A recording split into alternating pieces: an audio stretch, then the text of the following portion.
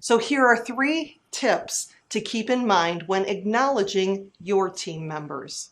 Number 1, share the details. Take the time to share exactly what your employee did that deserves your kudos.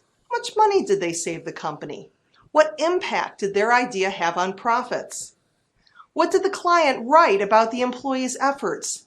Take the time and allow your employees to bask in the glow of their accomplishments. Number 2, silence the urge. Humor at someone else's expense is not funny.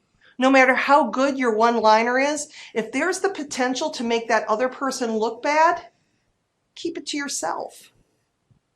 And 3, be sincere in your cheer. Your employees know when you're not sincere.